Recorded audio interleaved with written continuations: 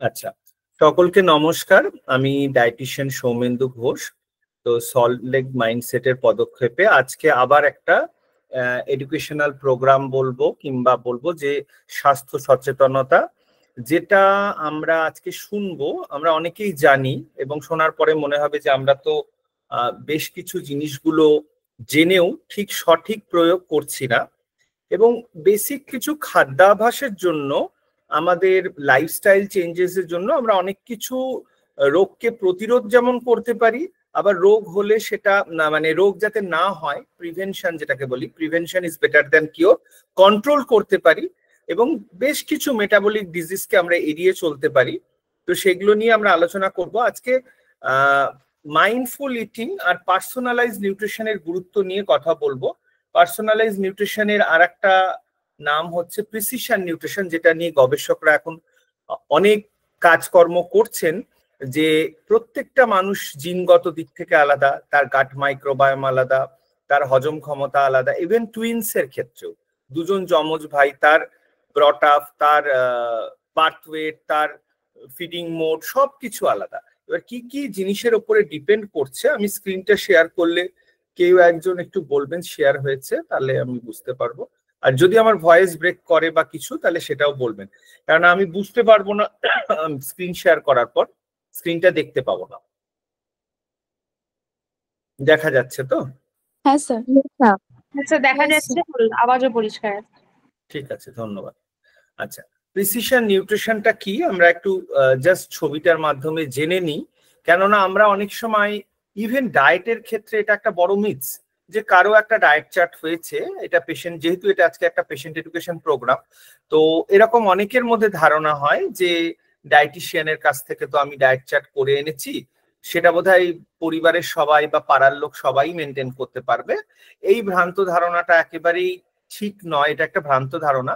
তো precision nutrition is feel most suitable diet for individual people based on, প্রাথমিকভাবে এটা DNA based, এবং এটা আসতে আমাদের দেশে হয়তো আরো অনেক সময় লাগবে।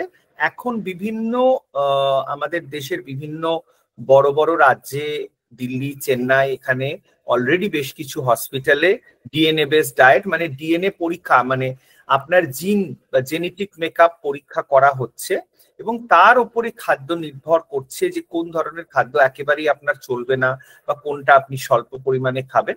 বেসিক একটা হয় বেসিক, আর একটা হয় প্রিসাইজড। প্রিসাইজ থেকে এসছে প্রিসিশন নিউট্রিশন, মানে আপনার জন্যই সেটা দরকার।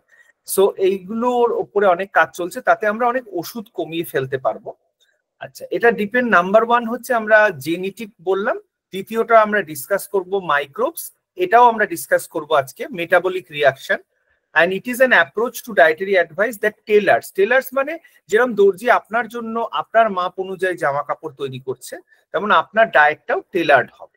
এবং কেউ যদি সুস্থ স্বাভাবিক এবং কোনো রোগ মুক্ত থাকেন, সেও যদি কোনো পুষ্টিবিদের কাছে একবার আসেন এবং সে আলোচনা করেন তার লাইফস্টাইল নিয়ে, তো সেখানে অনেক কারেকশনাল ফ্যাক্টরস আমরা বলতে পারি।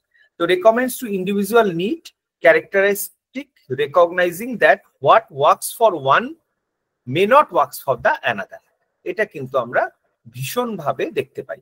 ইট moves beyond the generic dietary advice by considering the factor, একটা হচ্ছে জেনেটিক, আবার বলছি মাইক্রোবস, মেটাবলিক, হেলথ স্ট্যাটাস, এবং আপনার লাইফস্টাইল কিরকম, আপনি কি কখন ঘুম থেকে ওঠেন, কখন কি কি কাজ করেন, কখন শুতে যান, এক্সারসাইজ করেন কিনা, আবার এক একজন প্রচুর এক্সারসাইজ করে, সেটাও আপনার জন্য কি কার্ডিও এক্সারসাইজ এতটা পরিমাণ ঠিক না, এইগুলোও কিন্তু নির্ধারণ করা যায় এই জেনেটিক টেস্টিং এর মাধ্যমে। এবং বেশ কিছু ডিজিজকে এড়িয়ে চলা যায়, ক্রনিক ডিজিজ, তার মধ্যে আমাদের ভারতবর্ষে ডায়াবেটিস এর পরেই হচ্ছে ওবেসিটি প্রচন্ড ভাবে। আজকে একটা উল্টোডাঙ্গার স্লামে আমি একটা হেলথ ক্যাম্প করলাম রটারির সাথে, সেখানে আপনারা ভাবতে পারবেন না, যে আপনারা ভাববেন স্লামে বা গ্রামে তো হয়তো অতিরিক্ত পুষ্টির অভাব বা ম্যাল নিউট্রিশন দেখবো, ওখানেও এসে বলছে ওবেসিটির প্রকোপ, মানে মানুষের ওজন বেশি, হাঁটুতে পায়ে ব্যথা, এই জিনিসটা আমাদের কমাতে হবে। আমাদের কিন্তু অনেক মানুষ আছে, আমরা রাস্তাঘাটে চলতে দেখি, কই আপাত দৃষ্টিতে তো খুব মোটা মনে হচ্ছে না, কিন্তু ইভেন ইনক্লুডিং মি, যে আমাদের কিন্তু ইন্ডিয়ানদের ফ্যাট পার্সেন্টেজ কিন্তু অনেক বেশি, এইটা কিন্তু আমাদের মাথায় রাখতে হবে, সেই বুঝে আমাদের খাদ্য শৈলী করতে হবে। এবং কিছু ক্যান্সার, তো এটার এই যে ফ্যাক্টরস গুলো আমরা ছবিতে দেখতে পাচ্ছি, এই ফ্যাক্টরস গুলো প্রত্যেকটা ডিপেন্ড করে। এবং একটা ডায়েট চার্ট করতে গেলে একজন ডায়েটিশিয়ান বা নিউট্রিশনিস্টের কাছে আসলে প্রথমেই আপনার body structure, height, weight, BMI ছাড়া কখনোই ডায়েট চার্ট হয় না। ওই জন্য অনেকে আমাদের মেসেঞ্জারে বা হোয়াটসঅ্যাপে বলে যে একটা ডায়েট চার্ট করে পাঠিয়ে দিন। তো ইভেন আপনাকে আমি চিনি না, দেখিনি, আপনার খাদ্যাভ্যাস জানি না, আপনার অ্যানথ্রোপোমেট্রি জানি না, আমি আপনাকে কিভাবে ডায়েট চার্ট দেবো? তো ডায়েটটাও যেমন একটা কমপ্লিকেটেড থিং, ডায়েটিশিয়ানসদের পড়াশোনাটাও সব বিষয় একটা কমপ্লিকেটেড জিনিস। তো এটা আমাদেরকে কিন্তু একটু বুঝতে হবে। তো আমেরিকান ডায়াবেটিস অ্যাসোসিয়েশন কি রেকমেন্ড করছে? Single diet is not for all, and মানে ADA does not recommend a specific one size fit all macronutrient. Macronutrient মানে কি? কার্বোহাইড্রেট, প্রোটিন, ফ্যাট, এগুলো যেগুলো আমরা খাই সেগুলো কত পার্সেন্টেজে খাবো। কারো যদি 60% দরকার হয়, কারো আবার কার্বোহাইড্রেট 40%ও দরকার হতে পারে। ইভেন দুজনই ডায়াবেটিস পেশেন্ট, দুজনের বয়স আলাদা, দুজনের কার্য ক্ষমতা আলাদা, মানে কাজকর্ম আলাদা, তাদেরও এবং একজন হয়তো ইনসুলিনে আছে, একজন কোনো মেডিসিনে নেই, শুধু খাদ্যের উপরে আছে। হ্যাঁ, এর উপরে অনেকগুলো ফ্যাক্টরের উপরে কিন্তু নির্ভর করে যে আমাদের ডায়েটটা কেমন হবে, সেগুলো আমরা ডিসকাস করবো আজকে। হ্যাঁ, এর সাথে যেটা হচ্ছে ফ্লেক্সিবিলিটি রাখতে হবে। একটা মানুষ যে খাবে তাকে একটা ধরাবাঁধা মাপের মধ্যে আমরা বেঁধে দেবো না। আমরা যদি কোনো একটা মাপের মধ্যে বেঁধে দিই, সে কোনোদিনই সেই ডায়েটটা ফলো করবে না।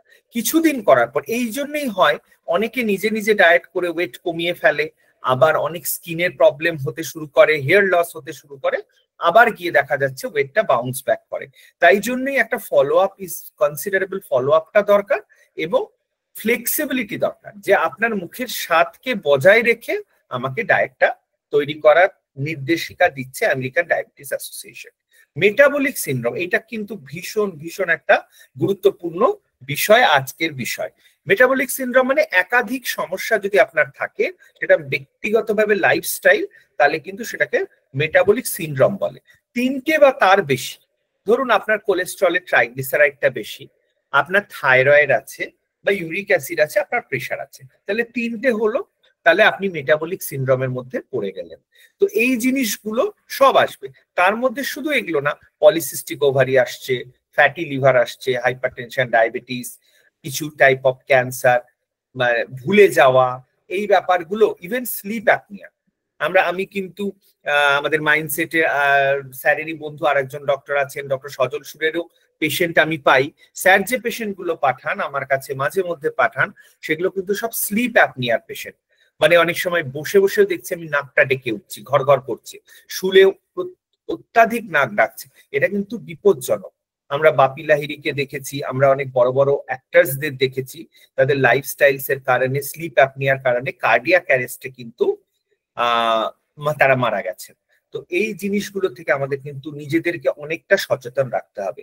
আর একটা জিনিস যেটা বলা হচ্ছে, এটাও কিন্তু মেটাবলিক সিনড্রোমের মধ্যে পড়ছে, যেটা আমি বললাম ফ্যাট পার্সেন্টেজ বেশি বা আমার ওয়েস্ট লাইনটা অনেকটা বেশি। তো এইটা কিন্তু আমাদেরকে অনেকটা সচেতন হতে হবে। আচ্ছা, আর একটাকে বলছে ভিসারাল ফ্যাট, মানে যেটা আমি বললাম যে দেখুন এই ফিগারটা, হাতগুলো সরু, পা গুলো সরু দেখে মনে হচ্ছে, কিন্তু আমার যেটা হচ্ছে আমার অ্যাবডোমেনাল ফ্যাটটা বেশি, বা অর্গান ফ্যাটটা, ভিসারাল মানে অর্গান গুলোতে ফ্যাট বেশি, মানে প্রত্যেকটা অর্গান, লিভার, প্যানক্রিয়াস, স্টমাক, এগুলোর আশপাশে ফ্যাটটা বেশি। এই ফ্যাটটা কমাতে গেলে শুধু ডায়েট না, তার সাথে এক্সারসাইজ দরকার। ইনসুলিন রেজিস্ট্যান্স আমাদের কম বেশি সবার মধ্যে আছে। হয়তো আমি এই মুহূর্তে ডায়াবেটিক নয়, কিন্তু হয়তো আমি প্রি ডায়াবেটিক। এটা কিন্তু খুব অ্যালার্মিং। এবং এই সময় থেকে আপনি যদি খাওয়া দাওয়া গুলো ঠিক করেন, স্ট্রেস কমান, সাইকোলজিস্টের হেল্প নিয়ে কাউন্সিলিং করেন, তাতে কিন্তু অনেক ভালো থাকবে। আর একটা হচ্ছে ট্রাইগ্লিসারাইড, কিন্তু কোলেস্ট্রল লিপিড প্রোফাইলের মধ্যেই আমরা পাই, এটা আমি পেশেন্টদের জন্যই বলছি, কিন্তু এটার মেন কিন্তু অতিরিক্ত কার্বোহাইড্রেট বা চিনি জাতীয় খাওয়ার জন্য কিন্তু আমাদের ট্রাইগ্লিসারাইড বাড়ে, শুধু ফ্যাটের জন্য নয়। এটা আমাদের বুঝতে হবে। আমাদের যদি ডায়েট দিয়ে, কিন্তু ওষুধের থেকেও ডায়েট দিয়ে কিন্তু বেশি তাড়াতাড়ি ট্রাইগ্লিসারাইডকে কমানো যায়, লিপিড প্রোফাইল টেস্টের মধ্যে যেটা আমরা পাই।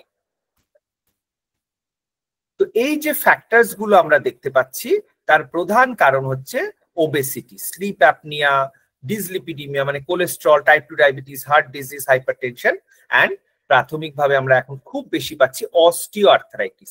এবার কি করছেন মানুষ, একজন আরেকজনের কাছে শুনে প্রচুর করে ক্যালসিয়াম ট্যাবলেট খাচ্ছেন, দীর্ঘ 6 মাস 1 বছর শেল ক্যাল, অস্টিও ক্যালসিয়াম 500 mg খেয়েই চলেছে। হয়তো আপনার খাওয়ারে ক্যালসিয়াম ঠিক আছে, এই ক্যালসিয়াম গুলো কোথায় জমছে? অক্সালেট স্টোন হিসেবে কিডনিতে জমছে, কিডনির সমস্যা বাড়ছে, কিডনিতে পাথর হচ্ছে। আপনার জল খাওয়া হয়তো অনেক কম, কিন্তু আপনি ক্যালসিয়াম ট্যাবলেট রেগুলার খেয়ে যাচ্ছেন। দরকার হয়তো অস্টিও আর্থারাইটিসের জন্য আপনার ভিটামিন D3, কিন্তু আপনি কি করছেন? আপনি ক্যালসিয়াম ট্যাবলেটস গুলো মুঠো মুঠো মুঠো মুঠো খেয়ে চলেছেন। ওভার দ্য কাউন্টার কোনো মেডিসিন বা কোনো সাপ্লিমেন্টস না নেওয়াই ভালো। হয়তো আপনি ভিটামিন ডি টেস্ট করলে, আমাদের স্যার ডক্টর পান সবসময় দেখি যে ভিটামিন ডি তে ভীষণ ইম্পর্টেন্স দেন, বিকজ ভিটামিন ডির সাথে সাইকোলজিক্যাল ইস্যুস বা এডিএসডি এগুলো সব রিলেটেড, কানেক্টেড, আমরা এগুলো আলোচনা করবো। তো ভিটামিন ডি কি করে? ক্যালসিয়াম অ্যাবজর্পশনে হেল্প করে। এবার আপনার শরীরে ভিটামিন ডির ঘাটতি, আপনি সানলাইটে এক্সপোজ না, এদিকে আপনি কিন্তু দেখছি যে মুঠো মুঠো ক্যালসিয়াম খাচ্ছেন। এটা কিন্তু কখনোই করবেন না। তো এটাতে উল্টো আপনার ক্যালসিয়াম স্টোর বাড়ার চান্সটা হয়ে যাবে। খুব ইন্টারেস্টিং একটা স্লাইড, এটা আমি নিজেই বানিয়েছি, যে মানে সেভেন সিনফুন সিস্টার্স, মানে এরাই কিন্তু এই যে ডিজিজ গুলো, এই ডিজিজ গুলো কিন্তু আমাদের নানান ভাবে, আমরা যেটা এতক্ষণ ডিসকাস করলাম, যেটা মেটাবলিক ডিজিজ বা লাইফস্টাইল ডিজিজ, এইগুলো কিন্তু আমাদেরকে লক্ষ্য রাখতে হবে। যেমন diabetes, insulin resistance, polycystic ovary, thyroid issue, hypertension, এগুলোর জন্য কি কি দায়ী? এই 7টা জিনিস।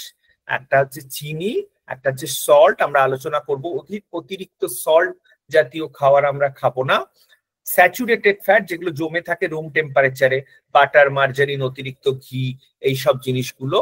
অ্যালকোহল, আচ্ছা, আর একটা হচ্ছে cold drinks.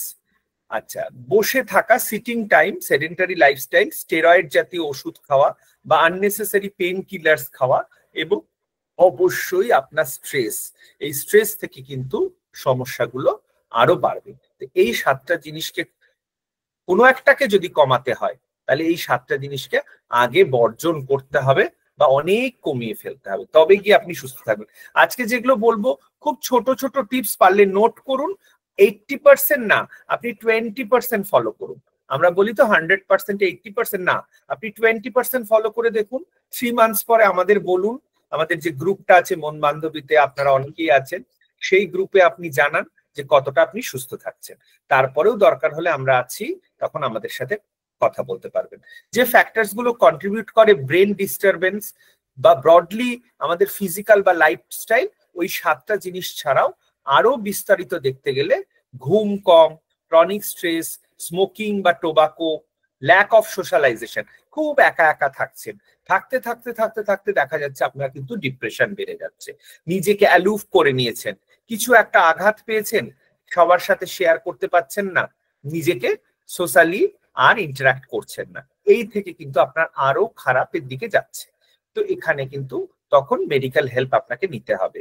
Sedentary lifestyle, social আইসোলেশনটাকে 2বার repeat করেছে, এক্সারসাইজ, পুর নিউট্রিশন, খাওয়ার ব্যাপারটা তো বলবো, সুগার জাতীয় বা সল্ট জাতীয় খাবারগুলো খাওয়া, এক্সেস মোবাইল বা স্ক্রিন টাইম, আমরা দেখবেন এখন এটা নেশার মতো। আমি এখন লক্ষ্য করে দেখলাম, মোবাইলটাকে যখন আমি বন্ধ করে বিছানার পাশ থেকে সরিয়ে দিচ্ছি, তখনই একমাত্র কন্ট্রোল করছি, একটা রিলস দেখছি বা একটা ইউটিউব সার্চ করছি, আর একটা চলে আসছে, ক্রমাগত আমরা দেখতে থাকছি। এআই ওই ধরনের জিনিসগুলোই আমাদেরকে সেন্ড করতে থাকছে, যে ইনি তো এই খেলার ব্যাপারটা দেখেন, ইনি এই পলিটিক্স এর ব্যাপারটা দেখেন। এবার ওই দেখতে দেখতে আপনার রাত্রি 1টা 2টো বেজে যাচ্ছে। এই স্ক্রিন টাইম যদি কমাতে না পারেন, ইনসুলিন রেজিস্ট্যান্স আরো বাড়বে, ব্রেনের অবস্থাও আরো খারাপ হবে। Junk food, multitasking, lack of sunlight, যেটা বললাম, ভিটামিন ডির অভাব, অ্যালকোহল, এইটা বড় কথা, একটা ভীষণ বড় ইম্পর্টেন্ট কথা। যারা পুষ্টিবিদ বা নিউট্রিশনিস্ট তারা সবসময় বলে যে breakfast should be like king size. তো ব্রেকফাস্টটাকে স্কিপ কখনোই করবেন না, এটা দিয়ে দিন শুরু করুন, পরের গুলো হালকা হালকা খান। আপনি পরে সারাদিনে টাইম পাচ্ছেন না, অসুবিধা নেই, আপনি কখনো শসা খান, কখনো ফল খান, কখনো ছাতু খান, কখনো ডিম সেদ্ধ খান, কখনো 100-200 গ্রাম দই কিনে খান, অল্প অল্প অল্প অল্প খেলেও আপনি খুব ভালো থাকবেন। কিন্তু আপনার ব্রেকফাস্টটাকে কিন্তু কার্বোহাইড্রেট ফ্রি করতে যাবেন না, প্রোটিন পর্যাপ্ত রাখবেন। অনেকেই হয় যে আমার ওজন বেড়ে গেছে, ব্রেকফাস্টে আমি কোনো কার্বস নেব না। তো অনেকে দেখছি যে স্মুদি দইয়ের মধ্যে চিয়া সিডস দিয়ে শুধু ওটাই খেয়ে নিচ্ছে, বা অনেকে শুধু ফল খেয়ে থাকছে। কিছু পরিমাণ কার্বস যেটা ব্রেনকে এনার্জি দেয়, ব্রেনেরও কিন্তু কার্বোহাইড্রেটস এর দরকার আছে, এবং proper carbohydrate and over eating, এই জিনিসগুলো নিয়ে আমরা আজকে ডিসকাস করলাম। একটা জিনিস তৈরি হয় ব্রেন ফগ, এটা কোনো মেডিকেল টার্ম না, মানে কিছু ভুলে যাচ্ছি, স্মৃতিশক্তি চলে যাচ্ছে, কেমন যেন মনে হচ্ছে এখানে জিনিসটা রাখলাম, আমার মনে থাকছে না। তো রিসার্চ শো করছে যে ব্রেনকেও কিন্তু সঠিক পুষ্টি দিতে হবে, বিকজ আপনার ব্রেন ডেভেলপমেন্ট যা হওয়ার 2 বছরের মধ্যে হয়ে গেছে। এখন যেটা হচ্ছে কগনিটিভ এবিলিটিস বা ইমোশনাল জিনিসগুলো, কগনিটিভ ডেভেলপমেন্ট, এইগুলো কিন্তু সবসময় হতে থাকে। তো research shows healthy diet improves brain performance and preserve brain function. Brain ফাংশনকে প্রিজার্ভ রাখতে গেলে বহুজনকে আপনারা বাঁচাতে পারবেন। আপনাদের বাড়িতে যারা প্রবীণ আছেন, অ্যালজাইমাস থেকে পার্কিনস, যদিও এটা নিউরো প্রবলেম, বাট এটাকে কিন্তু সঠিক পুষ্টি লাইফস্টাইল দিয়ে আপনি কিন্তু অনেকটা ভালো রাখতে পারবেন। আপনার ব্লাড প্রেশার যদি কম থাকে, কোলেস্ট্রল যদি নিয়ন্ত্রণে থাকে, তাহলে ব্রেন অনেক কিন্তু আপনার ভালো থাকবে। স্ট্রোক পেশেন্টদের ক্ষেত্রে দেখেন, আপনারা দেখেছেন যে স্ট্রোকের পর থেকে অনেকটা তাদের কিন্তু ডিটোরিয়েট হয়ে যায়, এবং ব্যাড ডায়েট কিন্তু স্ট্রোকের প্রবণতাও বাড়িয়ে দেয়, ভুলে যাওয়ার প্রবণতা বাড়িয়ে দেয়, কগনিশন কমিয়ে দেয়। তো brain is sensitive to change in the diet. যেই ডায়েট চেঞ্জ করবেন, ব্রেন আনন্দে থাকবে, ব্রেন ফাংশন কিন্তু অনেক ভালো হবে। It depends on the continuous apply of nutrient from the blood and some of which are synthesized in the other organ of the body such as choline. Choline নিয়ে আমরা কথা বলবো। ডিমের মধ্যে প্রচুর কোলিন থাকে, এই কোলিন কিন্তু ব্রেনের বন্ধু। শুধু শুধু ডিমের কুসুম ফেলে দেব না, কেননা মিনারেলস ট্যাবলেটস কিনে খেতে গেলে এটা অনেক খরচা সাপেক্ষ। তার থেকে আমরা তারা খেতে পারবো, আমরা সেশনের পরে বলবো, বাট ডিমের কুসুম কিন্তু কম বেশি যারা খান তারা খেতে পারবে। এসেনশিয়াল কম্পোনেন্টস কুসুমের মধ্যে থাকে। আরো অনেকগুলো জিনিসের মধ্যেই আমাদের ডিমের কুসুমটা থাকে। একটা সেকেন্ড। আচ্ছা, এরপরে আমরা ডিসকাস করব যেটা বহুদিন আগে হিপোক্রেটস বলে গেছেন, যে আমাদের all disease begins in the gut. Gut মানে, কেউ একটু বলুন আমি গাট বলতে কি বোঝাচ্ছি? গাট মানে আমরা বাংলায় কি বলি গাট মানে? স্যার, আমাদের পাকতন্ত্রকে আমরা বোঝাচ্ছি আমাদের গাট বলতে। হ্যাঁ, ডাইজেস্টিভ সিস্টেম বা অন্ত্র, যেটা ইন্টেস্টাইন, যেখানে আমাদের অ্যাবজর্পশনের কাজটা বেশি হয়।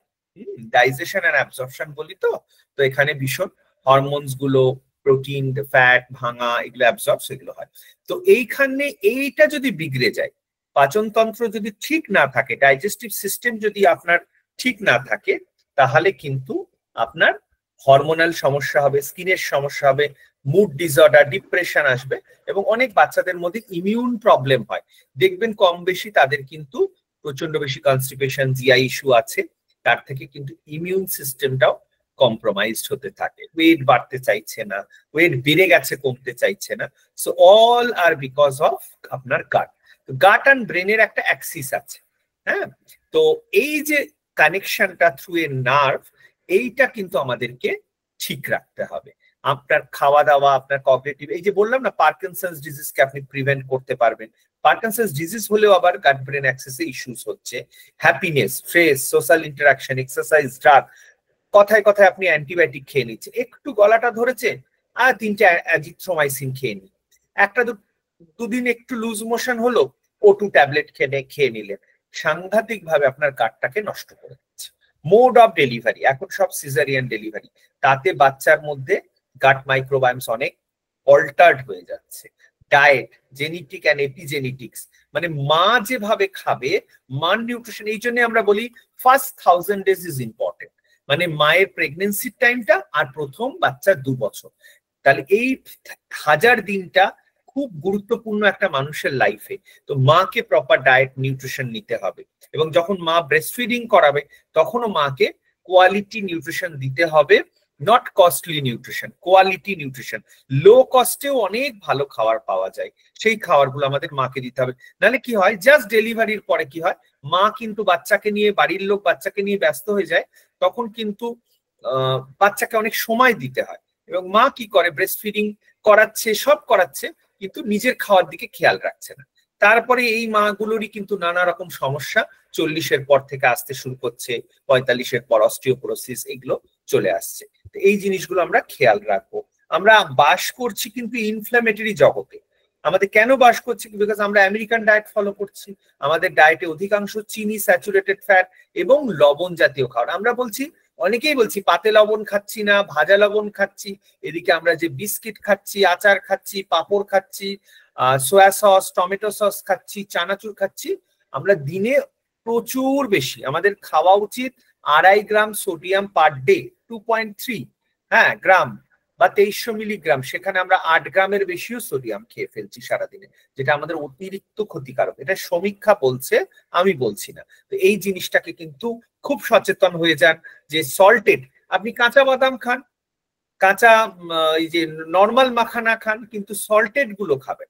যত সল্টেড খাবেন, কথায় কথায় শশার ওপরে নুন ছড়িয়ে বা লেবুতে নুন দিয়ে, দইয়ের ওপরে নুন দিয়ে না খাওয়াটাই ভালো। যত খাবেন তত ওয়াটার রিটেনশন হবে, তত ব্লাড প্রেশার, কিডনির সমস্যা হবে, এবং ব্রেনে ইনফ্লামেশন হবেই হবে। তো এই জন্য আমরা এই জিনিসগুলো অ্যাভয়েড করব। এই জিনিসগুলো যে অক্সিডেটিভ স্ট্রেস যেটাকে বলি, তার জন্য আমাদের অ্যান্টি অক্সিডেন্ট জাতীয় খাবার খেতে হবে। আমার যে পেশেন্ট গুলো আসে তাদের আমি বলি, আপনি গুগলে সার্চ করুন তো অ্যান্টি অক্সিডেন্ট খাবার কিসের মধ্যে আছে, অ্যান্টি ইনফ্ল্যামেটরি খাবার কিসের মধ্যে আছে, এটার একটা লিস্ট বানান। এগুলো সব আপনার জন্য এবং আপনার বাচ্চার জন্য ভালো, এগুলোকে চেষ্টা করুন। এগুলো হচ্ছে সব নেগেটিভ ফুড, আর গ্রিন গুলো হচ্ছে সব পজিটিভ। মানে আমি রেগুলার প্রোটিন খাচ্ছি, আমি এক্সারসাইজ করছি, ঘাটতি থাকলে ভিটামিন মিনারেল সাপ্লিমেন্টসও নিতে হবে। তো এই যে 3টে রেড অ্যারো দিলাম, এগুলোর থেকে সাবধান হয়ে যান। দরকার হলে এটা স্ক্রিনশট নিয়ে নিন। এটা হচ্ছে added sugar, added fats and sodium, এই জিনিসগুলো আপনারা করবেন। এবার আমাদের দ্বিতীয় টপিকে আসছি। প্রথমে আমরা পার্সোনালাইজ নিউট্রিশন নিয়ে বললাম, এবার হচ্ছে মাইন্ডফুল ইটিং। মানে আমরা কিভাবে খাবো, খেয়ে তো নিচ্ছি, চিবিয়ে না চিবিয়ে, গিলে, জল দিয়ে গিলে, তাড়াতাড়ি অফিসের সময় দাঁড়িয়ে খাচ্ছি, এটাও নেগেটিভ। আমরা মানে খুব রাশ করছি, খেয়ে নিচ্ছি, বাসে বসে বসে খেয়ে নিচ্ছি।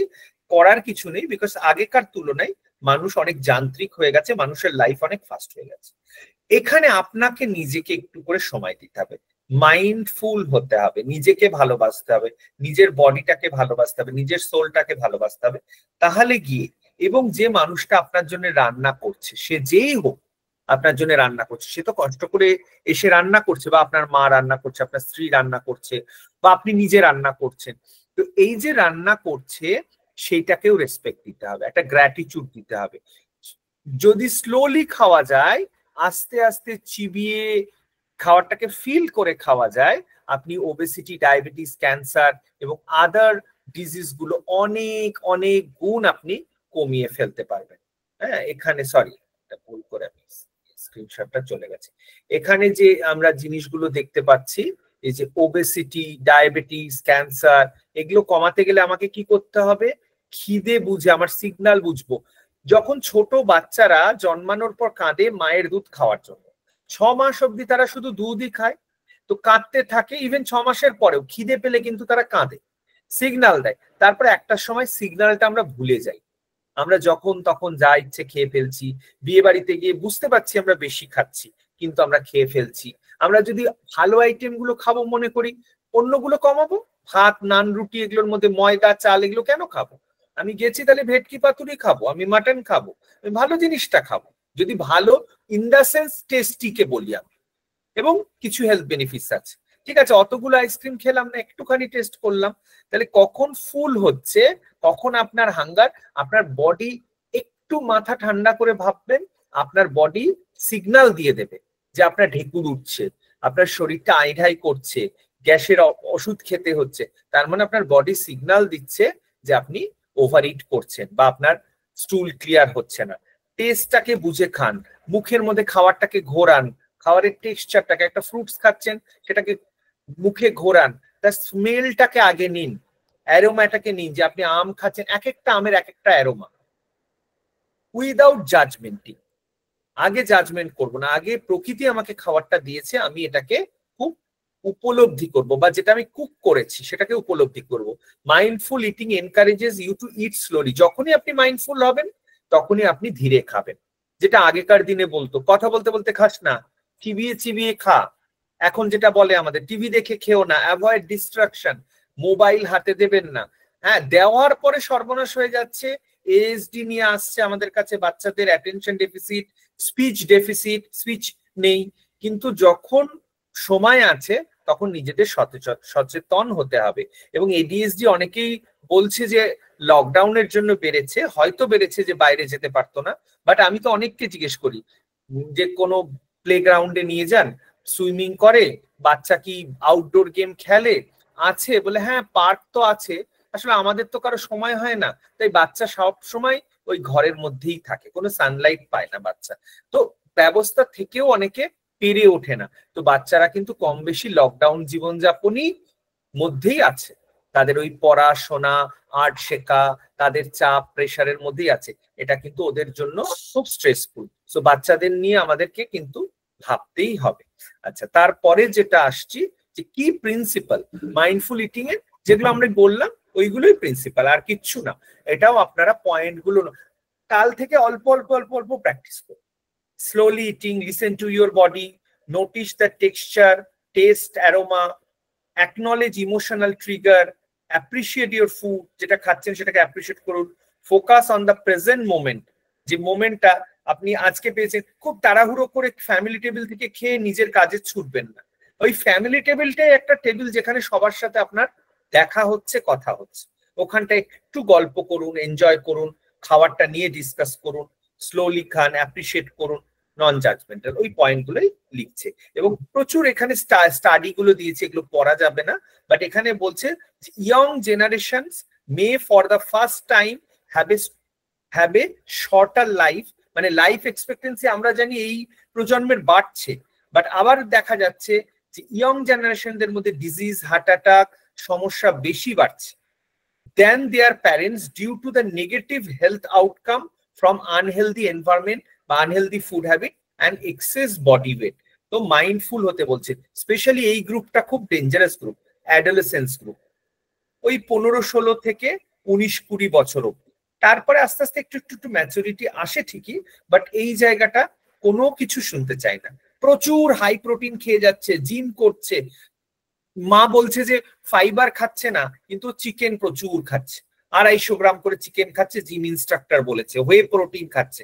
ফাইবার না খেলে প্রোটিন তো অ্যাবজর্বই হবে না, কোনো ফান্ডাই নেই অ্যাবজর্ব হওয়ার। সবজি বা আপনি এই যে আমরা বলি ডালিয়া, কিনোয়া, খই, চিড়ে, এগুলোর মধ্যে প্রচুর ফাইবার থাকে। ফাইবার না খেলে আপনি কোনোভাবেই অত প্রোটিন খেয়ে আপনার প্রোটিন কার্যকরী হবে না, উল্টো কিডনির ওপরে ক্ষতিকারক হবে।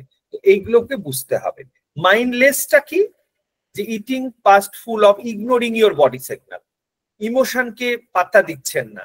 ইটিং অ্যালন, যখনই একা থাকবেন তখন দেখবেন অনেক সময় খাওয়া বেশি হয়ে যায়। বা পুরো একজনের জন্য অর্ডার করলেন তো ফ্রিজে তুলতে হবে, ঠিক আছে একটা পুরো বিরিয়ানি খেয়ে নি, অ্যাকচুয়ালি একটা যে বিরিয়ানি দেয় ওটা একজনের জন্য নয়, ওটা 1-1.5 বা 2 জনের জন্য।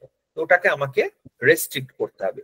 Eating food that are emotionally comforting you, খেয়ে ভালো লাগছে, আর একটা নিই, আর একটা স্লাইস পিজা নিই, মানে ইমোশনাল কন্ট্রোল করতে পারছি না, তার জায়গায় আমাকে মাইন্ডফুল হতে হবে। মাইন্ডলেস হলে কিন্তু চলবে না।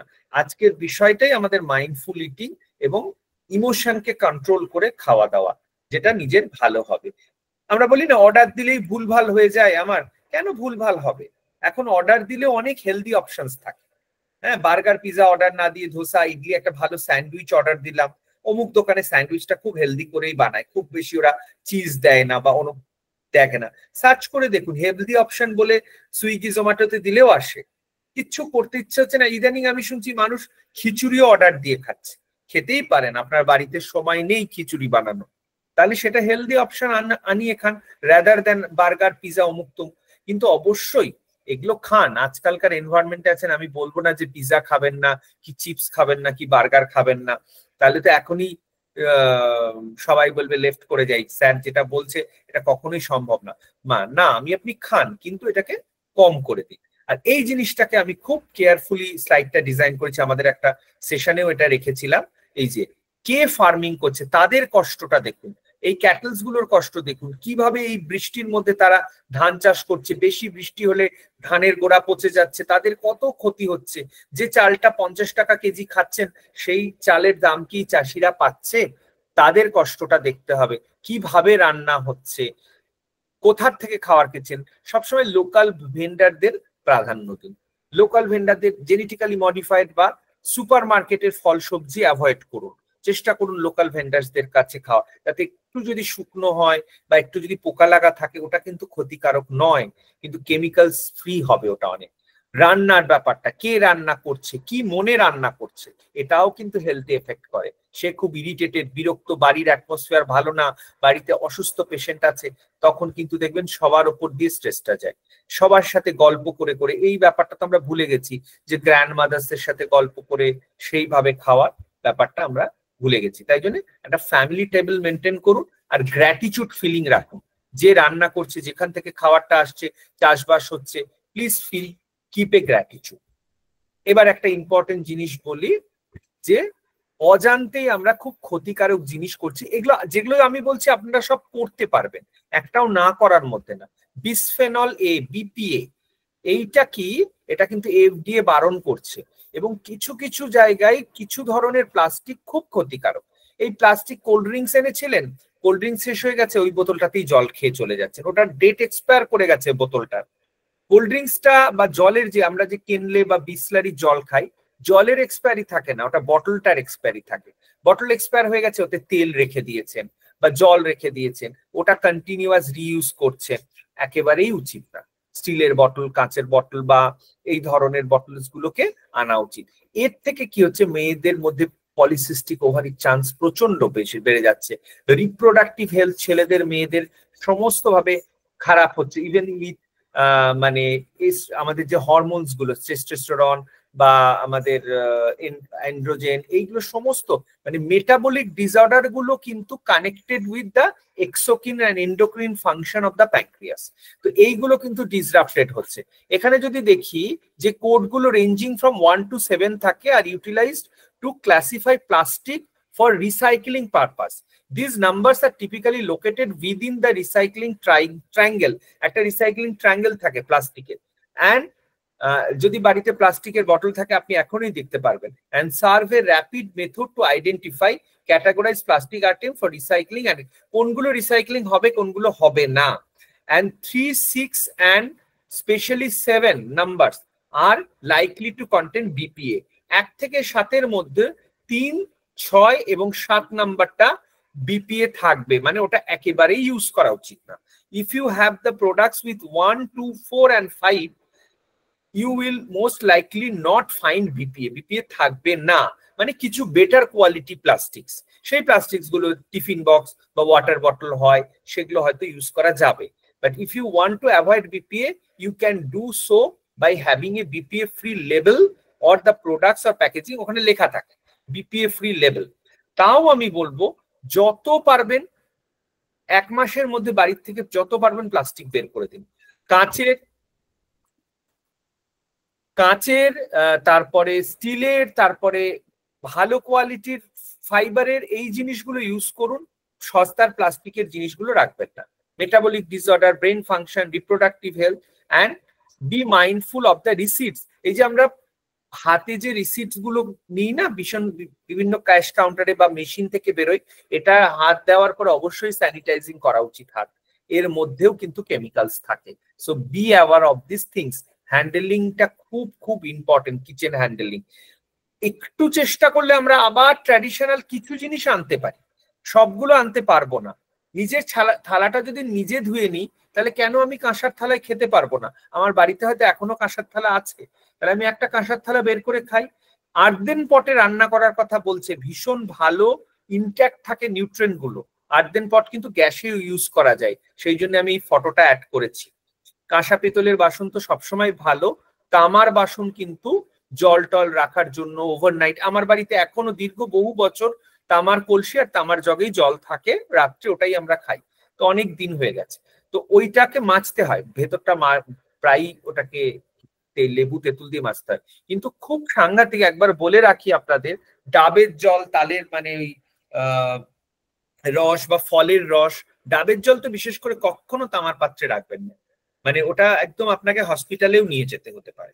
এটা একটু সচেতন থাকবে। স্টিলের পাত্রে ভালো কোয়ালিটি স্টিল ইউজ করতে পারেন, আর না হলে এই যে বোরোসিলের এইগুলো ইউজ করুন, এগুলো বেটার হবে। একটু চেঞ্জ করার চেষ্টা করুন বাড়িতে ইউটেন্সিলস গুলো, ননস্টিক যেগুলোর ছাল টাল উঠে গেছে ওগুলো দিয়ে প্লিজ রান্না করবেন না। আর একটা হচ্ছে অতিরিক্ত অ্যালুমিনিয়াম তুলনামূলক প্লাস্টিকের থেকে সেফ, যদি অ্যালুমিনিয়ামের কোয়ালিটিটা ভালো থাকে। অ্যালুমিনিয়াম যদি খুব ক্ষয়ে গেছে, অনেকদিন ইউজ করেছেন কড়াইটা, প্লিজ ওটাকে ডিসকারেজ করে নতুন আনুন। বাট চেষ্টা করুন যতটা অ্যালুমিনিয়ামকে কম ইউজ করা যায়। স্টিলের হাঁড়িতে ভাত রান্না করুন বা স্টিলের সসপ্যানে ভাত রান্না করুন, অ্যালুমিনিয়ামটাকে একটু কমিয়ে ফেলুন। এটা একটা জিনিস। আর এরপরে হচ্ছে নিউট্রিয়েন্ট গুলো নিয়ে আজকে আলোচনা করব না, এগুলো আমরা আগের সেশনে আলোচনা করেছি অনেকবার। কমপ্লেক্স কার্বোহাইড্রেটটা খান, মানে শুধু সাদা ভাত বা মানে ময়দার জিনিস, এগুলো বিস্কিটস, এগুলোকে কম করুন। কিনুয়া যদিও আমাদের দেশীয় খাওয়ার না, বাট ডালিয়া কিন্তু আমাদের দেশের, খই, চিড়ে, এগুলো হচ্ছে কমপ্লেক্স কার্ব, এগুলো হচ্ছে হেলদি ফর ব্রেন এবং পেটে অনেকক্ষণ থাকে, ইনসুলিন স্পাইকটা হয় না, সুগার স্পাইক হয় না। যারা ভেজিটেরিয়ান অবশ্যই সয়াবিন খান, গ্রিন মুগ, চানা, ছোলা, এই ধরনের প্রোটিন গুলোকে বেশি করে খান, বাদাম খান। আর গুড ফ্যাট দরকার, মানে ওমেগা-3, কিছু সিডস, তিল, তিসি, এই ধরনের সিডস গুলো, পামকিন সিডস মানে মিষ্টি কুমড়া সিডস, পার ডে 10 গ্রাম করে খান, যথেষ্ট। অ্যাভোকাডোতে খুব গুড ফ্যাট থাকে, বাট দরকার নেই আপনার যেটা আমাদের কান্ট্রির নয় আপনাকে সেটা খুঁজে খুঁজে খেতে হবে না। বাট যদি আপনি ওয়ালনাটটা খেতে পারেন, আমি অতি অবশ্যই বলবো, সেটা কিন্তু ভালো ফ্যাট। আচ্ছা, আমরা এরপরে প্রশ্ন আনসার, এই কোশ্চেন আনসারে চলে আসবো। ভিটামিন মিনারেলের অনেক ঘাটতি আমাদের শরীরে হয়, যেমন ভাতের ফ্যানটাকে ছেঁকে ফেলে দিই আমরা, B1 ভিটামিনটাকে ফেলে দিচ্ছি। জল মাপ করে যদি ভাতটা করা যায় বা পান্তা ভাত মাঝে মাঝে, তাহলে ওটাতে কিন্তু আমরা অনেকটা রিটেন করতে পারি B1 ফ্যাটটাকে। আচ্ছা, ওমেগা-3 কার মধ্যে থাকে? বিভিন্ন রকম নাট সিডস এর মধ্যে। আসল থাকে হচ্ছে ডিরেক্ট ওমেগা-3 থাকে হচ্ছে আমাদের কিছু সামুদ্রিক মাছ, বাট সেই মাছগুলো কিন্তু আমরা পাই না সবসময়। তো আমাদের যেটা করতে হবে সেটা হচ্ছে আমাদের নাট সিডস এর মধ্যে আলফা লিনোলেনিক অ্যাসিডস থাকে, বিভিন্ন নাট সিডস, এগুলোকে খেতে হবে। এবং খুব বেশি থাকে না, বাট আপনারা যদি কম্বিনেশনে সারাদিনে একটু নাট সিডস এগুলো খান, তাহলে আপনি ওমেগা-3, ওমেগা-9, ওমেগা-6 সবই কম বেশি পাবেন। বাট অতিরিক্ত ওমেগা-6 কিন্তু আবার ইনফ্লামেশন বাড়িয়ে দেয়। হ্যাঁ, তো এটাকে দেখতে হবে। কিন্তু এটা কিন্তু অক্সিডেটিভ স্ট্রেসটাকে কমাবে যদি ওমেগা-3 খাওয়াটা বাড়ানো যায়। ওই জন্য সানফ্লাওয়ার অয়েলটা ইউজ করবেন না, ওটা ওমেগা-6 বেশি। আপনি রাইস ব্র্যান, মাস্টার্ড অয়েল বা গ্রাউন্ডনাট অয়েল, কোকোনাট অয়েল, এগুলো কিন্তু ভালো, মাঝে মধ্যে অলিভ অয়েল মাঝে মধ্যে কিন্তু ভালো। এই নিউট্রিয়েন্ট গুলো খুব মুডকে এলিভেট করে। ক্যালসিয়াম, আয়োডিন, আয়রন, লিথিয়াম তো ওষুধের মাধ্যমে ডক্টরসরা দেয়, সেলিনিয়াম, জিঙ্ক, ম্যাগনেসিয়াম ঘুমের জন্য, সেন্ট্রাল নার্ভাস সিস্টেমকে কুল রাখার জন্য ভীষণ ভালো নিউট্রিয়েন্ট। আয়রন যদি কম থাকে, আপনি যদি অ্যানিমিক হন এবং আপনার আয়রন প্রোফাইল লো থাকে, শুধু কিন্তু হিমোগ্লোবিন টেস্ট করলে হবে না, পুরো আয়রন প্রোফাইলটা টেস্ট করবেন। আয়রন বাইন্ডিং ক্যাপাসিটি যেটা থাকে বা ফেরিটিনিন যেটা থাকে, সবটা যদি দেখছেন না ঠিক আছে, আপনার মধ্যে কিন্তু এত অ্যানিমিয়া হলে অনেক রকম সমস্যা হয়, ইভেন হার্টের সমস্যাও হতে পারে। কিন্তু যেটা হবে, মানসিক অবসাদ কিন্তু অনেক বাড়বে। তো এই জন্য অ্যানিমিয়া মানে হিমোগ্লোবিন যেন 11-র নিচে না যায়। হ্যাঁ, 7-8-এও অনেকে চলে যাচ্ছে, 10-এর নিচে, অনেক মেয়েদের 10-এর নিচে। একটু অ্যাওয়ার হতে হবে, দরকার হলে সাপ্লিমেন্টস নিতে হবে। আর খাওয়ার সাথে সাথে চা কফি খাবেন না, তাহলে আয়রন অ্যাবজর্ব হবে না। দুরকম আয়রন হয়, একটা আমিষ আর নিরামিষ থেকে আয়রন আসে, একটা হিম আয়রন, একটা নন হিম আয়রন। যেগুলো ভেজিটেবল মানে চানা, ছোলা, এই জিনিসগুলোর থেকে নন হিম আয়রন আসে। মানে ডাল, ছোলা এগুলো খেলে অতি অবশ্যই লেবু দিয়ে খাওয়া উচিত, মানে লেবু চিপে নিয়ে, বা ওটার সাথে লেবু খেতে হবে। আর নন হিম গুলো মানে ডিম, মাংস, এগুলোতে অতটা লেবুর প্রয়োজন হয় না, কিন্তু ভিটামিন সির হেল্প লাগে না। তো এই জন্য আয়রন একটা ইম্পর্টেন্ট জিনিস, আয়রন প্রোফাইল অবশ্যই করাতে হবে। অ্যান্টিঅক্সিডেন্ট প্রচুর জিনিসের মধ্যে আছে, আমি একটু আগেই বললাম। রেড কালার, মিষ্টি কুমড়ো, গাজর, টমেটো এবং গ্রিন লিফি, তার মধ্যে ডিম, এগুলো সবের মধ্যে অ্যান্টিঅক্সিডেন্ট। যত অ্যান্টিঅক্সিডেন্ট খাবেন তত আপনার ইনফ্লেশন। আপনার কিচেনে সব মশলাগুলো ভালো, আমি তো বলি সবগুলো গুঁড়ো করে নিয়ে জিরে, ধনে, জোয়ান, সিনামন, দারচিনি হালকা রোস্ট করে গুঁড়ো করে নিয়ে রেখে দিতে, অল্প উষ্ণ গরম জলে মিক্সড করে নিয়ে খেলে এটাতে কিন্তু ইনফ্লামেশন অনেক কমে, গ্যাস অম্বল অনেক কম থাকে। ন্যাচারালি আপনাকে সকালে উঠে উঠে একটা করে পিপিআই বা অ্যান্টাসিডস এইসব ধরনের খেতে হবে না। তো এই জিনিসগুলো আমাদের অনেকটা কমাবে, ইনফ্লামেটরি সিগন্যালস গুলোকে অনেকগুলো কমাবে। আমি এগুলো একটু ফার্স্ট বলছি। অ্যান্টিঅক্সিডেন্টের মতোই পলিফেনল, পলিফেনলও তাই অনেক ফ্রুটস ভেজিটেবলস এগুলোর মধ্যে, কালার ফুডস ভেজিটেবলস এর মধ্যে থাকে, যেটা কিন্তু দেখা যাচ্ছে আমাদের ডিপ্রেশনকে অনেকটা কমাচ্ছে, নিউরোট্রোপোটিন রিলিজটা বাড়াচ্ছে ব্রেনে গিয়ে, এবং এটা আমার ডিপ্রেশন কমাচ্ছে।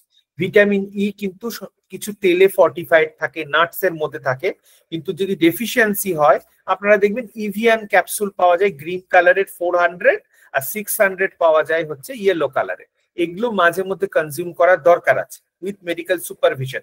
চুলে লাগিয়ে বা মুখে মেখে জানা কাজ হবে, আপনি খেলে অনেক বেশি ইমিউন সিস্টেম স্ট্রং হবে, অনেক বেশি আপনার কাজ ভালো হবে। এগুলোর আমি ডিটেল স্টাডি গুলোতে আজকে যাচ্ছি না, আমরা 9টার আগেই শেষ করব, আপনাদের প্রশ্নগুলো নেব। কপার এবং জিঙ্ক এগুলো বহু শাক সবজির মধ্যে থাকে, আলমন্ডস এর মধ্যে থাকে, পালং শাকের মধ্যে থাকে, রেড মিটসে থাকে, বাট রেড মিটস আমরা এনকারেজ করি না খাওয়ার জন্য, বাট সবজি শাক সবজি এগুলো খেতে পারেন। নাহলে মাঝে মধ্যে যাদের মুখের পাশ দিয়ে ছাল উঠছে, ঘা হচ্ছে, তারা বি কমপ্লেক্সের সাথে জিঙ্ক কম্বিনেশনে পাওয়া যায়, বা জিঙ্কের আলাদা সিরাপ পাওয়া যায়, মাঝে মধ্যে খেলে, ইভেন কোভিড এর সময় অনেকেই খেয়েছে জিঙ্ক 50 mg, সেটা ইমিউনিটি বাড়ায়। বাট নর্মাল শাক সবজি ফল ন্যাচারাল খাবার খেলে এক্সট্রা করে সাপ্লিমেন্ট নেওয়ার দরকার নেই। ইভেন বেশ কিছু ফলের মধ্যে দেখা যাচ্ছে গ্যালিক অ্যাসিড আছে, এটাও কিন্তু স্ট্রেস রিলিজ, স্ট্রেস রেসপন্সকে অনেক কমায়। তাহলে ওভারঅল এত নাম মনে রাখবো না, আমরা সমস্ত শাকসবজি ফলকে বেশি করে খাবো। ফ্রুটস, একটা মিল আমরা ফ্রুটসই খাওয়ার চেষ্টা করবো। ম্যাগনেসিয়ামেরও অপটিমাল ডোজ হয়, যেরকম ক্যালসিয়াম ট্যাবলেট হয়, সেরকম ম্যাগনেসিয়াম ট্যাবলেটে খুব স্লিপকে ইনডিউসড করে, ঘুম ভালো রাখে, ইনসুলিন রেজিস্ট্যান্সকে কমায়, ডায়াবেটিককে কন্ট্রোল রাখতে হেল্প করে। এবং ম্যাগনেসিয়ামও কিন্তু অনেক সিডস এর মধ্যে, নাটস এর মধ্যে, কলাতে অনেক ম্যাগনেসিয়াম থাকে, পটাশিয়াম, খেজুরের মধ্যে থাকে ম্যাগনেসিয়াম। তো ম্যাগনেসিয়াম জাতীয় খাবার আমরা সার্চ করব গুগলে, যে ম্যাগনেসিয়াম, তিলে ম্যাগনেসিয়াম আছে, ওই জন্য আমি সবাইকে তিল বাটা খেতে খুব রেকমেন্ড করি, তিল খান। তো এইগুলোতে নাট সিডস, ইভেন যাদের চকলেট ক্রেভিং হয় তারা ডার্ক চকলেটটা খেতে পারেন, এটা কিন্তু খুব ভালো। এই ম্যাগনেসিয়ামের কারণেই ডার্ক চকলেটকে খেতে বলা হয়। লো ম্যাগনেসিয়াম হলে কিন্তু এই ধরনের একাধিক কমপ্লিকেশনস হবে, প্রচুর কমপ্লিকেশনস হবে। এবং ক্যালসিয়াম অ্যাবজর্পশনেও কিন্তু ম্যাগনেসিয়াম হেল্প করে, এবং ম্যাগনেসিয়ামের সাথে ডিপ্রেশন হাইলি কানেক্টেড। এই ম্যাগনেসিয়াম ডেফিসিয়েন্সি যাদের হয় দেখবেন মিষ্টি খাওয়ার ক্রেভিংস, চকলেট খাওয়ার ক্রেভিংস তাদের বেড়ে যায়, এটা একটা সিমটমস হতে পারে। এটা আমরা লাস্টের দিকে চলে এসেছি, এগুলো আমাদের হ্যাপি হরমোন, এগুলোকে ভালো রাখতে গেলে আমরা কি কি করব সেগুলো আমরা লিখেছি, যে আমাদের হাসতে হবে, আমাদের মাইন্ডফুল থাকতে হবে, আমাদের ধরো কিছু কমিক সিনেমা দেখলাম বা কোনো কার্টুনস দেখলাম, যাতে আমরা প্রাণ খুলে হাসতে পারি, মাঝে মাঝে দরকার একটু, খাওয়া দাওয়া হয়ে গেল একটু কিছু হাসি মজার চালালাম, রেদার দেন দিনের খবরটা দেখতে গেলেই আপনার প্রচুর স্ট্রেস বেড়ে যাবে। এই অ্যাক্সিডেন্ট, এই রেপ, এই সব জিনিসগুলো, করাপশন, এগুলো যত কম দেখবো তত রাতের দিকে আমাদের জন্য ভালো। রাতে কেন, সকালে উঠেও নিউজ পেপার খোলাটা একেবারেই আমরা বারণই করছি এখন, যে যেখান থেকে আমাদের অনেক কিছু খারাপ, পরে দেখতে পারেন আপনি, এমনি নিউজ এমনিও চলে আসবে আপনার কাছে। সো এইগুলো মেডিটেশন, রানিং, মানে কর্টিসল লেভেল কমাতে গেলে ভালো হরমোন গুলোকে অনেকটা আপনাকে এনহ্যান্স করাতে হবে। লাস্ট যেটা আমি বলবো, যে বায়োলজিক্যাল ক্লকটাকে একটু রেসপেক্ট করবো, যেটা গ্রামের দিকে এখন সম্ভব, আমরা অতটা আর্লি হয়তো শুতে পারবো না। জৈন কমিউনিটির মধ্যে দেখা যায় রাতের পর ওরা আর খায় না। যারা ইন্টারমিডিয়েট ফাস্টিং শুনেছেন তারা জানেন যে যত স্লো ডাউন হয়ে যাচ্ছে মেটাবলিজম রাতের পর, আমাদের খাওয়া দাওয়া তত কমাতে হবে। এই সময় মেলাটোনিন সিক্রিয়েশন কিন্তু অনেক কমে যাচ্ছে, মানে এখন যে সময়টা অলরেডি 7:30টার পর থেকে কমতে শুরু করেছে। তো মেটাবলিজম এত স্লো, এখন যদি আমি একটা প্রচুর হেভি মিল নিয়ে নিই, আমার তো ওটা হজমই মানে অ্যাবজর্পশন হবেই না নিউট্রিয়েন্ট গুলো, এবং উল্টো ওটা ফ্যাটে গিয়ে কনভার্ট হবে। হ্যাঁ, এবং দুটোর সময় হচ্ছে আমাদের REM and non REM slip হয়। আরইএম মানে ডিপেস্ট স্লিপটা কিন্তু দুটোই হয়। এই সময় কিন্তু আমরা শুতেই যাচ্ছি দুটোর সময়, এই সময়তে কিন্তু আমাদের পুরো ভালোভাবে ঘুমটা হওয়ার কথা, এবং সানলাইটের ওঠার পর পর আস্তে আস্তে উঠে স্ট্রেচিং, এক্সারসাইজ, বাউল মুভমেন্ট এইগুলো আপনার কিন্তু করতে হবে। সার্কেডিয়ান সাইকেলের সাথে যেটা হয় ওটাকে বলে ক্রোনো নিউট্রিশন। ক্রোনো নিউট্রিশন মানে ওটাও কিছুটা পার্সোনালাইজ নিউট্রিশন। এখানে একটা কথা দেখুন, এখানে লিখেছে স্লিপ কোয়ালিটি। 8 ঘন্টা ঘুমোচ্ছেন কিন্তু উসকুস করে ঘুমাচ্ছেন, সেটা লাভ হবে না। এটাকে ঠিক রাখতে গেলে you have to improve the sleep quality. Sleep quality improve না হলে কিন্তু আপনার কোনো লাভ নেই। এটার জন্য অনেক সময় মেডিটেশন, সাইকোলজিস্টের হেল্প নিতে হয়। ইট এনাফ প্রোটিন ইন এভরি মিল, প্রতিটা মিলে প্রোটিন রাখুন। রেগুলার এক্সারসাইজ করুন। মেনটেন এ মডারেট ওয়েটটা ঠিক রাখুন। গাট হেলথটাকে ঠিক রাখুন। সুগার বন্ধ করুন। স্ট্রেস কমানোর টেকনিক ডাক্তারের সাহায্য বা সাইকোলজিস্টের সাহায্য নিন। Consume healthy fats, get consistent high quality foods and protein বা ফ্যাটস এগুলো, and follow a high fibre diet. Elevate your moods with the help of fruits. So brain foods গুলো যেগুলো আমরা এতক্ষণ আলোচনা করলাম, ভিটামিন বি, অ্যান্টিঅক্সিডেন্ট, ওমেগা-3, এই জিনিসগুলো, ম্যাগনেসিয়াম, ফোলেট, আয়রন, ফাইবার যেটা আমরা একদমই খাই না, ওটাকে বলি আমরা প্রিবায়োটিক। এবং প্রোবায়োটিকের কথা আজকে বললাম না, অ্যাটলিস্ট কিছু না করতে পারেন দই খান। কালারফুল রাখুন, ভেরিয়েশন রাখুন। যত ভ্যারাইটি খাবেন, আমি খাই না বলে কিছু হয় না, খেলেই খেতে পারবেন। আমি বলছি না যে অন্য একটা প্রজাতির, অন্য একটা প্রদেশের খাবার খেতে, কিন্তু যেটা অ্যাভেলেবেল আছে খাওয়ার চেষ্টা করুন। তরমুজের সময় তরমুজ খান, কুলের সময় বেশি কুল খান, জামটা বেশি খান, তো ওইগুলোকে বেশি খান। হ্যাঁ, আপনি অন্যদিকে, এই জন্যই তো ডায়েটিশিয়ানের হেল্প নিতে হবে। আপনাকে ভাত রুটি বা অন্য কার্বোহাইড্রেট কমিয়ে দেবে, তাহলে আপনি আমও খেতে পারবেন, কাঁঠালও খেতে পারবেন, এটাও খুব ভালো। তাহলে ব্যালেন্স ডায়েটটা জেনে নিন ডায়েটিশিয়ানের কাছে। মেন্টাল ওয়েলবিং ঠিক রাখুন। সাইকোলজি, সাইকিয়াট্রিস্টের হেল্প প্রয়োজন হলে নেবেন। এটা একটা ট্যাবু যে আমি সাইকিয়াট্রিস্টের কাছে যাব না। হ্যাঁ, আমার কি মাথা খারাপ হয়ে গেছে যে আমি সাইকিয়াট্রিস্টের কাছে যাচ্ছি? এটা ভুল। ফিজিক্যাল অ্যাক্টিভিটি এনহ্যান্স করুন, দরকার হলে ইয়োগা থেরাপিস্টের হেল্প নিন। ঘুম ঠিক করুন, জল ঠিক করে খান। অ্যাটলিস্ট যার যেরকম body weight, ideal body weight তার ইন্টু 40, মানে ওই 2.5-3 লিটার মোটামুটি জল আমাদের খেতে হবে। সো থ্যাংক ইউ সবাইকে আজকে জয়েন করার জন্য। একটা দুটো কোশ্চেন থাকলে আমরা নিতে পারি।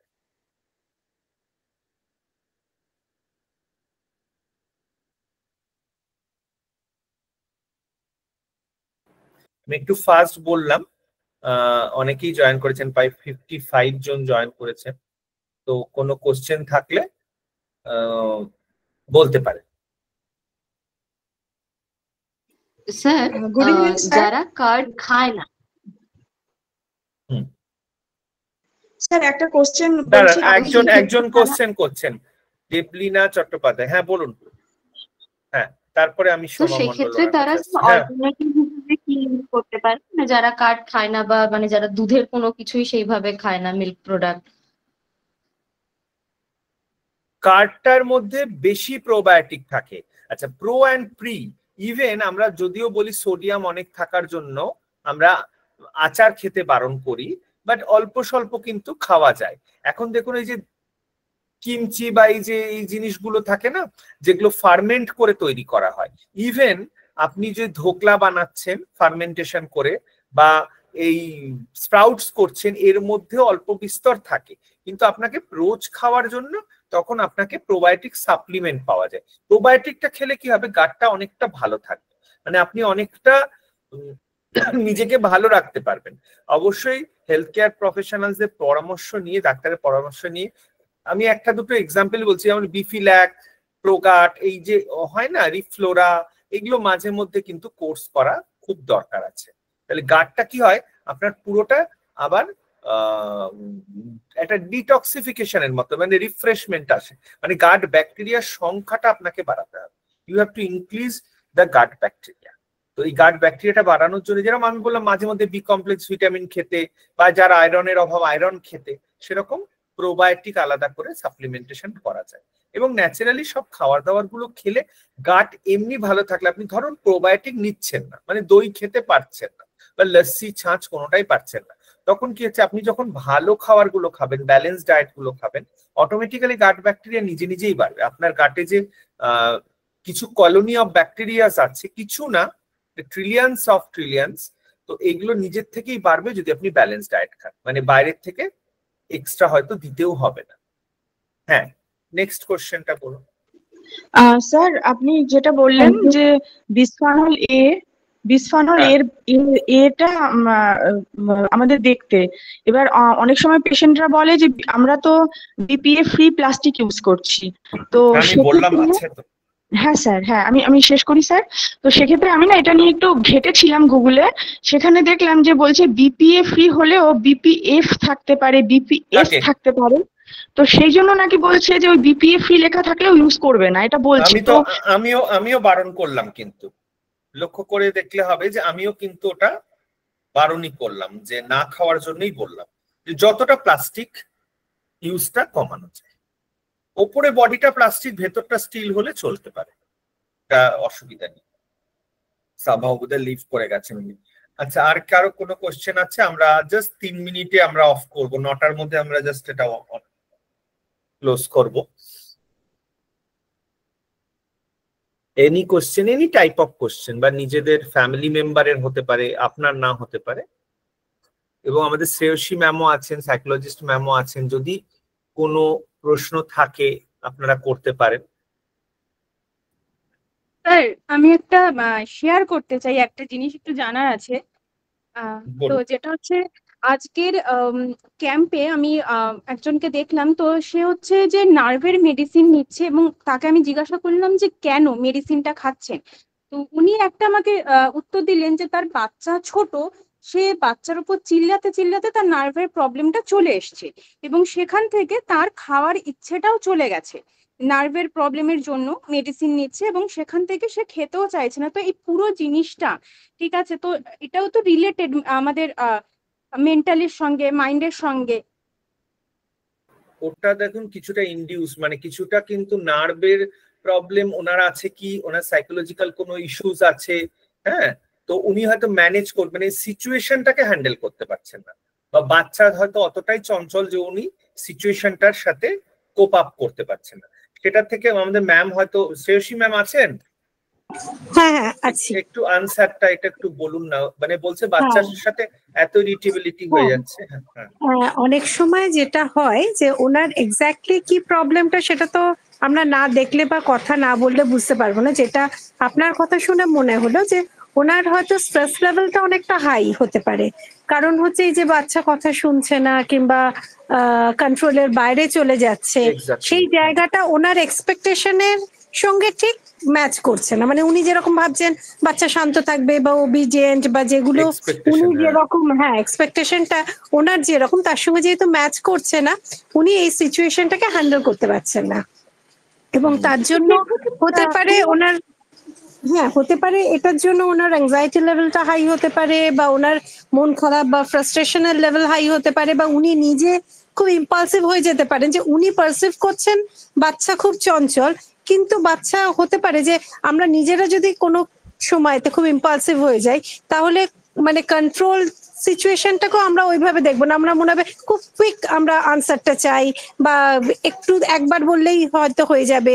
মানে নিজেদের মধ্যে অস্থিরতাটা যদি থাকে, আমাদের এই ধরনের সিচুয়েশন গুলো হ্যান্ডেল করতে অসুবিধা হয়। তাই জন্য অনেকগুলো ফ্যাক্টর রয়েছে, এক্স্যাক্টলি ওনার কি প্রবলেমটা হচ্ছে সেটা আমরা বুঝতে পারছি না, কিন্তু তার জন্য ডেফিনেটলি মেডিকেশন এবং থেরাপির দরকার, ওনার থেরাপির দরকার, অনেকটাই দরকার। বলেছিলেন যে উনি যখন বাচ্চার উপর চিল্লাচ্ছেন তখন ওনার হাত পা পুরো কাঁপতে থাকে, পার্টিকুলার ওই সময়টাতে যখন উনি বাচ্চার উপর চেঁচাচ্ছেন। হ্যাঁ, এই হাত পা কাঁপা এগুলো অনেক কারণে হয়, অ্যাংজাইটি লেভেলটা খুব হাই হয়ে গেলে হয়, বা উনি এতটা অ্যাগ্রেসিভ হয়ে যাচ্ছেন, সেই জন্য তার মানে শুধু এটা মনের মধ্যে তো সমস্যা না, তার এফেক্টটা আমাদের শরীরের ওপর পড়ে। হ্যাঁ সেগুলো এটা তখন বেশ কি কিছু ফিজিওলজিক্যাল চেঞ্জেস হচ্ছে। এটা কি নিউরোসাইকোলজিক্যাল জাতীয় কোনো প্রবলেম? কারণ সাইকোলজিক্যাল আছে, তার সঙ্গে নিউরনের সমস্যা আছে। নিউরো আছে, নিউরোসাইকোলজিক্যাল প্রবলেম আমার মনে হচ্ছে একটু কম্বাইন্ড লেভেল অফ প্রবলেম।